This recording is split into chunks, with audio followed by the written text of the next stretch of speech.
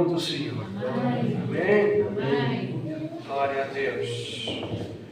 Gostaria de partilhar a palavra de Deus hoje da manhã convosco, tanto para aqueles que estão a ver em direto como aqueles que veem depois nas várias redes sociais. E convido os irmãos a abrirem a palavra de Deus que tem no livro de Hebreus, capítulo 12. Amém? Glória a Deus. No momento em que o mundo vive, no momento em que todos nós vivemos, há muitos embaraços, há muitos empecilhos, há muitas coisas que se levantam para impedir a nossa caminhada. Por isso, nesta manhã, a frase-chave que eu trago para todos: vamos nos desembaraçar e continuar a caminhar. Apesar de tudo o que acontece, vamos deixar todo o embaraço e continuar a caminhar. Vamos soltar tudo aquilo que nos impede ou nos embaraça na vida e vamos continuar a caminhar. Quando nós vamos ler agora o capítulo 12 de Hebreus, quero dizer a todos os irmãos que este livro foi escrito para os judeus messiânicos. O que são judeus messiânicos? Judeus messiânicos são todos aqueles judeus que um dia reconheceram Yeshua como Messias, Jesus como Messias. A essas pessoas se chamam judeus porque são judeus, porque nasceram em Israel, e então eles reconheceram Jesus como o Messias.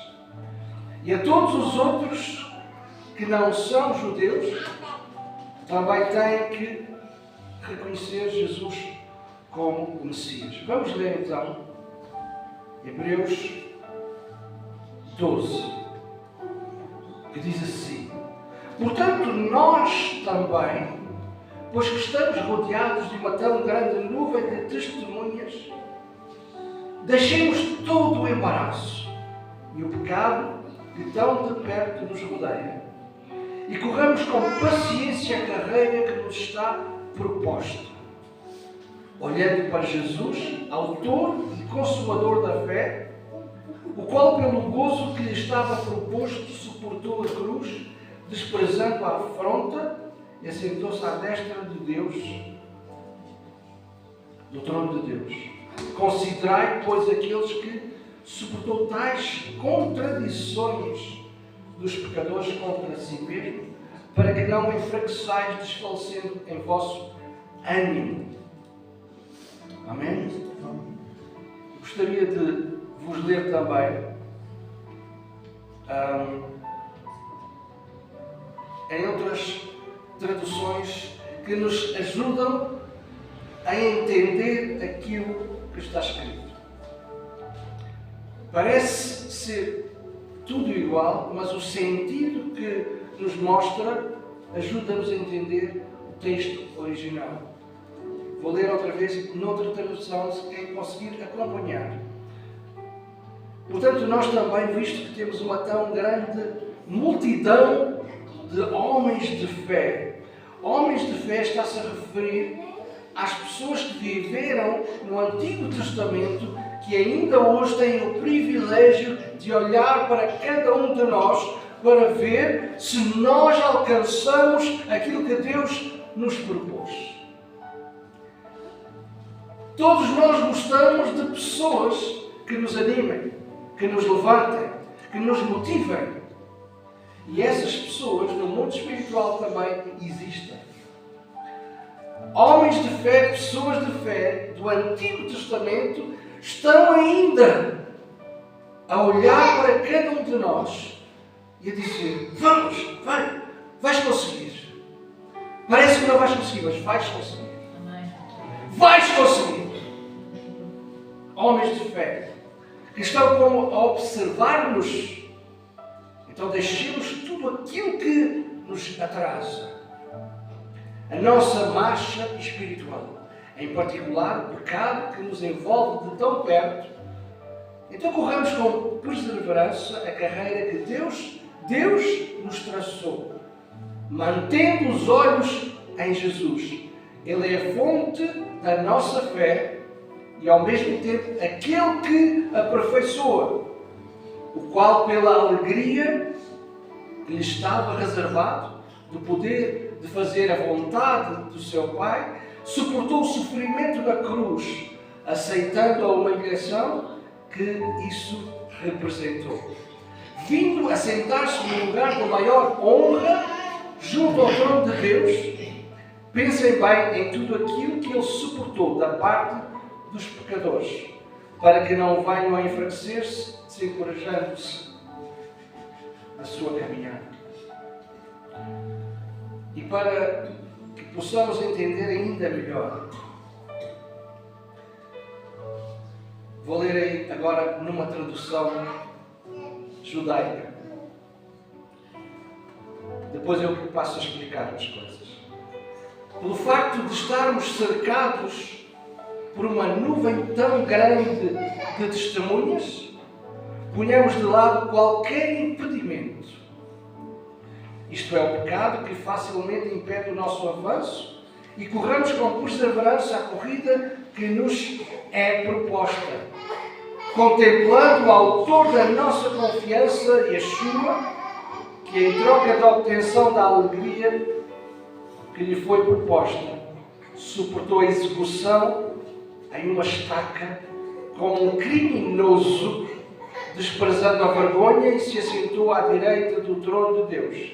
Sim, pensem naquele que suportou tamanha hostilidade dos pecadores contra si mesmo, para que vocês não se cansem nem fiquem desanimados. Quero-vos dizer, em primeiro lugar,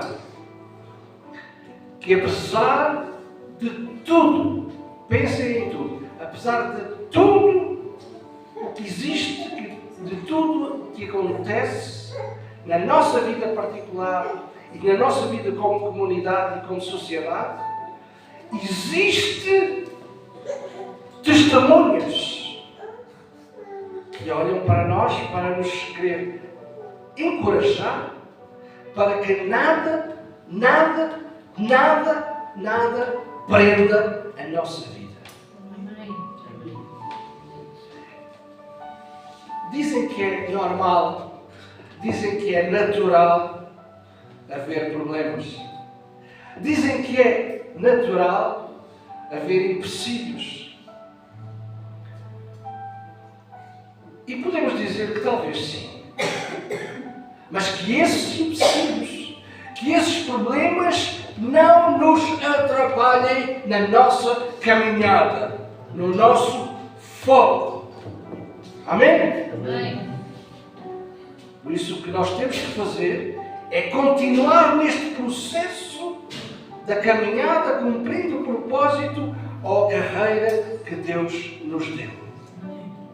Deus deu a cada um de nós uma carreira. Deus deu a cada um de nós um plano. Nós temos que caminhar. Como o povo diz lá fora, custe o que custar. Custe o que custar, nós temos que cumprir a carreira. Cumprir o propósito que Deus nos propôs. Há dias fáceis, há dias menos fáceis. Mas que isso não impeça, nem atrase a nossa caminhada. E como fazer isso? Como fazer isso? Só há um jeito, meus irmãos. Só há uma forma. Olhando para Jesus, o autor e consumador da fé. Não percamos o foco. O perigo está Quando a pessoa perde o foco, quando a pessoa é distraída por fatores internos ou externos, a pessoa pode ser distraída. Mas não perca o foco. Olhe para Jesus, autor e consumador da fé. Não se deixe prender pelas circunstâncias que, no fundo, são passageiras. Hoje está um dia mais fechado, amanhã estará mais aberto. Tudo é passageiro. Hoje posso não ter muito para comer, amanhã talvez seja melhor. Hoje posso não ter muito trabalho, amanhã talvez seja melhor. Tudo é passageiro. Então nós temos que estar firmes e olhar para Jesus. Não nos vamos deixar vencer por vergonhas, por oposições, por opiniões contrárias àquilo que é a palavra de Deus. O mundo lá fora, a maioria do mundo lá fora, não conhece a palavra de Deus. Meus irmãos, por isso eu orei pelos inimigos. Não é porque são inimigos, não. É para que Deus derrame sobre eles a sua misericórdia e a sua revelação, para que eles entendam quem é Deus. Não vamos catalogar de pessoas inimigas. Eles é que nos consideram inimigos. Mas nós oramos por eles para que Deus possa tocar as suas vidas. Então, há opiniões contrárias, claro que sim. Há embaraços, há oposições. Por vezes, sentimos-nos envergonhados. Mas vamos orar, olhando para Jesus, autor e consumador da fé. E qual é a forma mais direta de olhar para Jesus? É olhar para a palavra.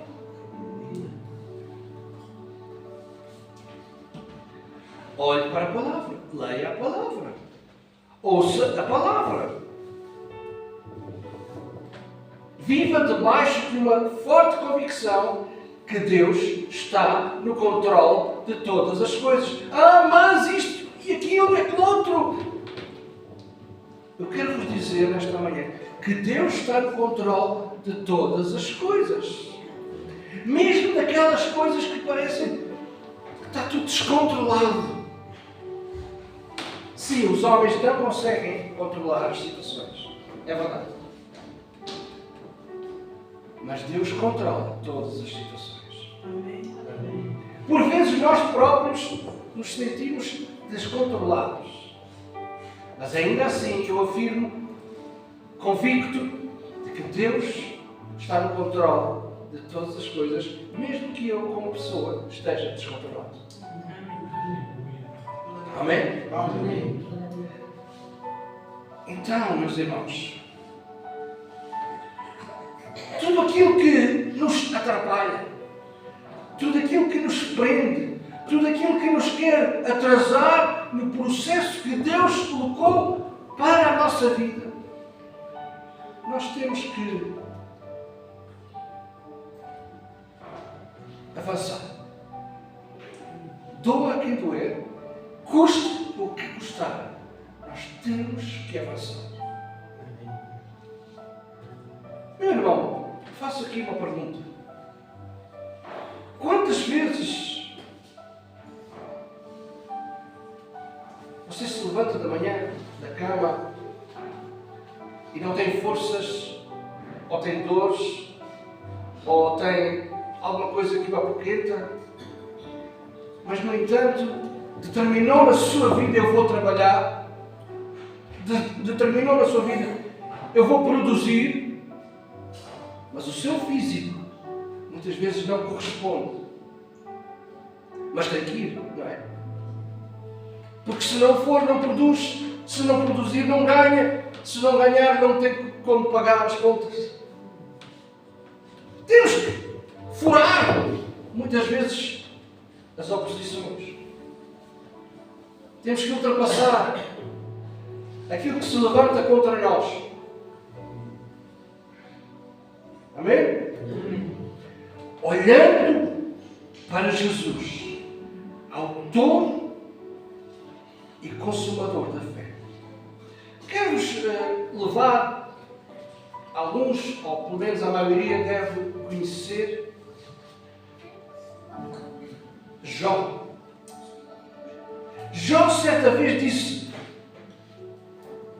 eu sei que o meu Redentor vive e por fim se levantará sobre a terra. Quero-vos dizer esta manhã, mesmo quando tudo parece que chegou ao fim, mesmo quando tudo parece que está no maior descontrole, você deve dizer: eu sei que o meu Redentor vive e se levantará na hora certa. Amém. Se levantará no momento certo. Jó, ele não falava, vamos dizer assim, de borla. Jó tinha sido multimilionário e de um momento para o outro ficou sem nada. Ficou sem abrigo autêntico. Jó tinha aqueles amigos que nós chamamos amigos da onça. Percebem a expressão? Aconteceu isto porque com certeza, meteste o pé na argola. Os amigos da onça estão sempre prontos a acusar, não é? Os amigos da onça que por acaso pertenciam à congregação dele, não é? Mas ele estava firme, apesar de tudo o que lhe aconteceu. Ele ficou, meus irmãos, ele ficou mesmo aquilo que hoje é comum dizer um sem-abrigo. Ficou sem nada. No entanto, ele disse: eu sei que o meu Redentor vive e por fim, o que é que isto quer dizer? No momento dele se levantará a meu favor. Amém. No momento de Deus se levantará em teu favor e em meu favor. Amém. Muitas vezes nós oramos com esta imagem: Deus vem agora! Tem que ser agora! Mas Deus é que sabe qual é o momento dele.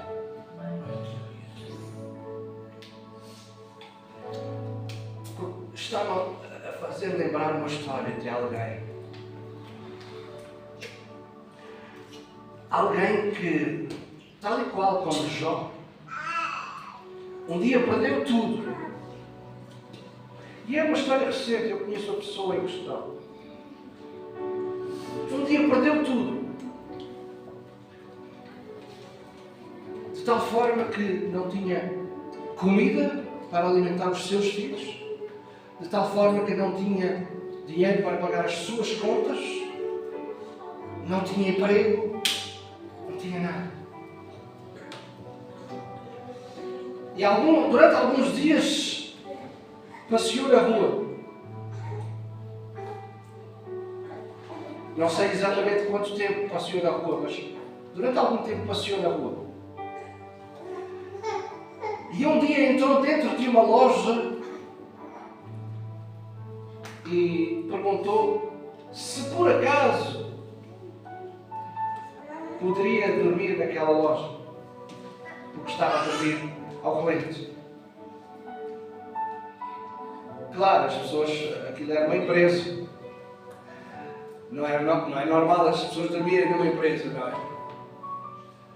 Mas eles conversaram e ao fim de um tempo de conversa, eles decidiram: muito bem, vamos te abrigar durante um tempo, mas vamos ao mesmo tempo te dar um trabalho.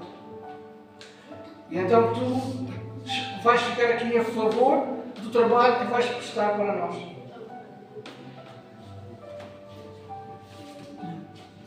E ele aceitou a proposta. Ficou a dormir dentro daquela empresa e o dever dele era às 7 horas da manhã ficar tudo limpinho, tudo arrumadinho e começar a trabalhar naquela empresa até fechar às 7 horas da tarde. Hoje, essa mesma pessoa, e provavelmente ela vai ouvir esta história através das redes sociais, é das pessoas mais ricas em Portugal. Porque ele não perdeu o foco. Fizeram-lhe uma proposta e ele não perdeu o foco. No momento certo, Deus se levantará a seu favor. Há algum tempo atrás nós dizíamos que Deus guarda-nos. Agora nós queremos dizer também, além de Deus nos guardar, Deus age em nosso favor. No fim do relato, no fim da história de Jó afirmou: já depois de todo o ter passado, já Deus lhe tinha abençoado novamente com o dobro daquilo que ele tinha perdido. Ele disse: bem sei. Quando alguém diz bem sei, é porque tem uma forte convicção. Sabe que sabe que sabe que sabe. Bem sei que tudo podes. Tudo. Eu creio que Jó sabia o que estava a dizer. Ele tinha tudo, perdeu tudo e Deus lhe deu tudo em dobro. Por isso ele disse: eu sei que tudo podes e nenhum dos teus planos será frustrado. Quero-te dizer, meu irmão, minha irmã, nesta manhã, aquilo que Deus tem planeado para a tua vida na eternidade vai acontecer e não será frustrado. Mas, não digam mas. Não olhe para aquelas coisinhas que vão atrapalhar. Diga, vamos todos dizer: eu sei que tudo podes. E nenhum dos teus planos para a minha vida será frustrado. Amém? Jó sabia que Deus podia todas as coisas e que nenhum dos planos que Deus tinha determinado para ele iria falhar. E é isto que eu vos quero dizer nesta manhã. Nós precisamos de saber. Nós precisamos de saber que Deus é Deus. Deixe de ser religioso. Deixe de praticar atos religiosos que não têm uma relação direta com Deus. Veja Deus como Deus e que Deus pode todas as coisas. Por vezes há aquilo que nós podemos dizer fantasmas que nos assaltam e que nos ofuscam. Mas olhe para Jesus. Olhe para Jesus. O evangelista João conta-nos no capítulo 11 do seu Evangelho que um dia o amigo de Jesus, Lázaro, um dia ele ficou doente, porque é normal as pessoas ficarem doentes. Ele ficou doente. E as suas irmãs enviaram uma mensagem a Jesus, dizendo que Lázaro, seu amigo, estava doente.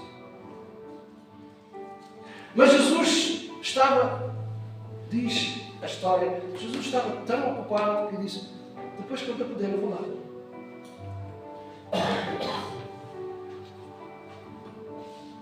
O prisma de alguns pode ser: mas porquê que Jesus não foi logo? Porque ele estava ocupado. É muito simples. Mas conta a mesma história que passou 4 dias. Meus irmãos, eu quero vos dizer uma coisa. Às vezes há coisas que nós não entendemos, não é? E perguntamos: mas porquê? Porquê? Porquê que Jesus esperou 4 dias? Tem uma explicação. Por isso é que Jesus, mais tarde, ele diz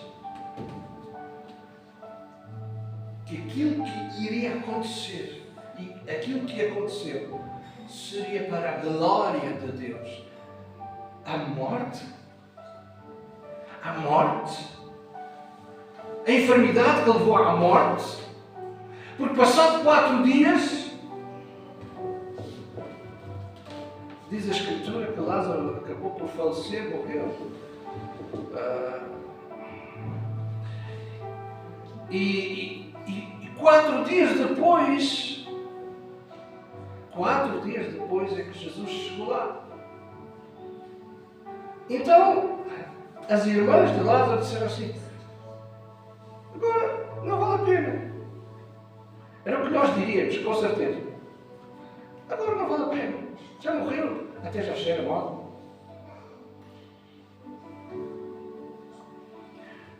Todas estas coisas é o que nos acontece e que vem à nossa mente. Acabou. Acabou.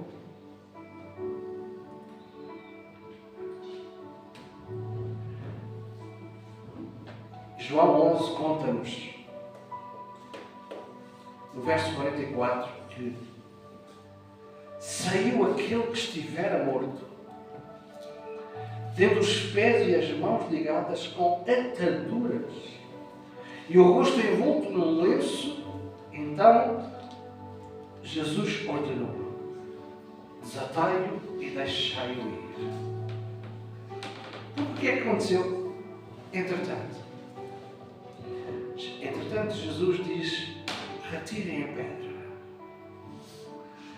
E ao retirarem a pedra, após a retirada da pedra, Jesus fala para o morto, para dentro do túmulo, e diz: Lázaro, sai para fora. Mas já estava morto. Senhora, vocês estão a acompanhar? Mas estava morto. As irmãs já tinham dito: não, já cheira mal, já não volta. Já não faça. Jesus disse: sai para fora, Lázaro. E o Lázaro, como era costume, naquela cultura, ele estava enfaixado, porque fazia parte da cultura. Os mortos eram enfaixados. E também, agora, um pormenor. Para que todos pudessem dar glória a Deus, os judeus só acreditavam que seria um mover e uma ação sobrenatural. Depois de 3 dias, houvesse vida outra vez. Porquê é que Jesus não foi logo lá no segundo dia? Porque isto tinha a ver com a cultura e mentalidade judaica. Só se ele fosse, depois dos 3 dias, ressurreto, é que os judeus acreditavam que era uma ação do Altíssimo.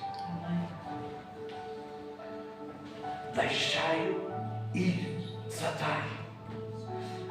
Muitas vezes estamos atados com faixas invisíveis.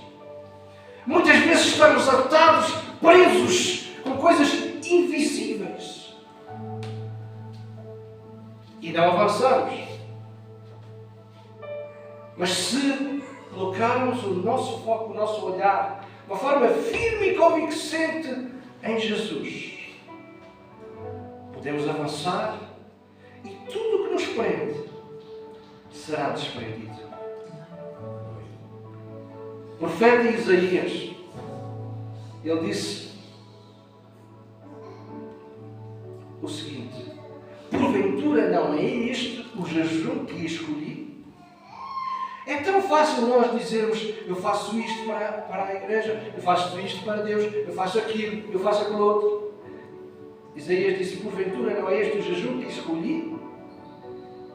Jejum fala de abstinência.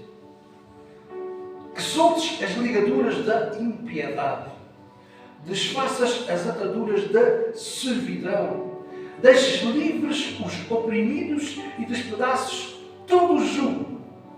Porventura não é também que repartes o teu pão com o faminto e recolhas em casa os pobres desabrigados, se vires o nu, o cubras. E não te escondas do teu semelhante? Então romperá a tua luz como alva e a tua cura brotará apressadamente.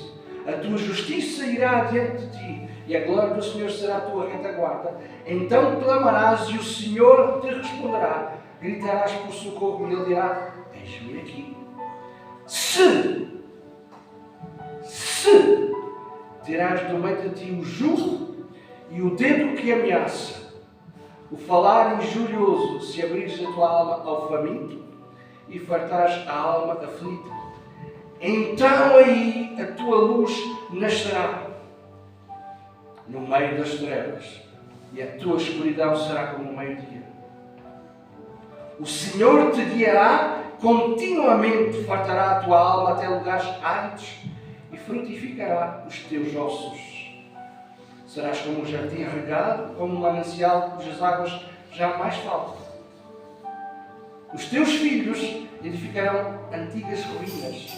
Levantarás os fundamentos de muitas gerações e serás chamado reparador de brechas e restaurador de veredas para que o país se torne habitável. Ao ler estas palavras do profeta Isaías, me fez lembrar também um amigo nosso que durante muito tempo também vivia nas ruas. Fez muitas asneiras. Muitas asneiras. Vivia na rua. Um dia recebeu este desafio para olhar para Jesus. Uma pessoa que não necessitava, que tinha uns bons pais, que tinha uma boa família, um bom suporte, acabou a morar na rua. Entre muitas outras asneiras que ele fez, que eu não vou mencionar aqui, mas que alguns devem imaginar. Um dia ele foi desafiado a olhar para Jesus.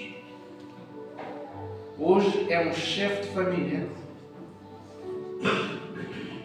tem um negócio próprio, é professor e é servo de Deus.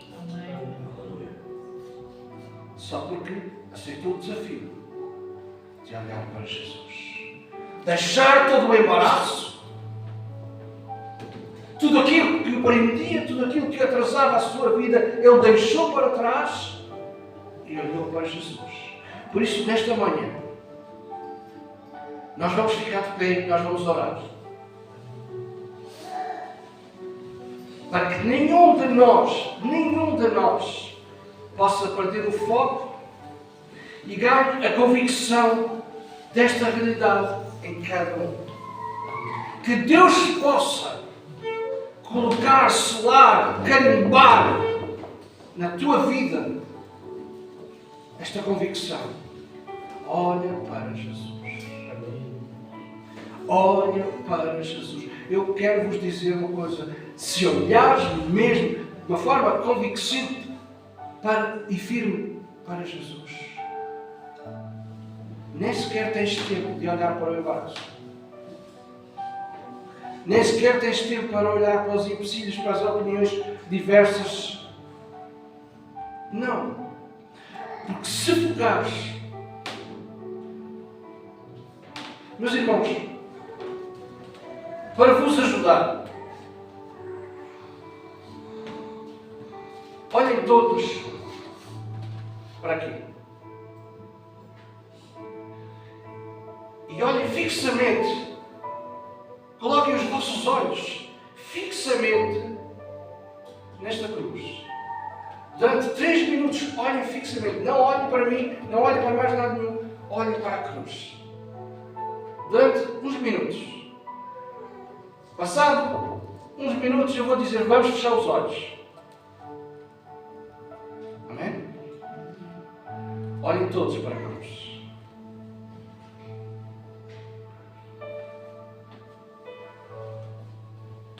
Foi na cruz que Ele levou todos os nossos pecados. Foi na cruz que Ele levou todos os nossos empecilhos. Foi na cruz que Ele levou as opiniões diversas. Foi na cruz que Ele levou toda a oposição, toda a vergonha, todo o peso. Foi na cruz que Ele levou. Os irmãos continuam a fixar na cruz? Agora fechem os olhos. Olhem para Jesus. Certamente, a maioria, se não todos, estão a ver a cruz na sua mente. Esta é a forma de vocês não desfocarem. Olhem para a cruz. O Evangelho da cruz é o poder de Deus para a salvação de todo aquele que nele crê. Salvação. Salvação. É um pacote que traz tudo para a nossa vida. Você pode ter tudo em Deus se não desfocar. Ore comigo. Senhor meu Deus e meu Pai, ajuda-nos a olhar para o sacrifício na cruz do Calvário. Sabemos, Senhor, que na cruz do Calvário foi colocado todos os meus pecados, todos os meus falhanços, todos os meus fracassos, toda a minha ira, toda a minha revolta, toda a minha oposição, toda a minha vontade contrária foi colocada na cruz. E tu demonstraste o teu amor para comigo. Senhor, ajuda-me a olhar para ti e somente para ti, porque tu, Senhor, és o único caminho, a única verdade, a única vida. E sem ti, nada podemos fazer. Senhor, ajuda-nos a largar todo o empecilho, tudo aquilo que nos atrasa, tudo aquilo que nos impede de caminhar a carreira que tu nos tens proposto na eternidade. Ajuda-nos a caminhar neste propósito, em nome do Senhor Jesus.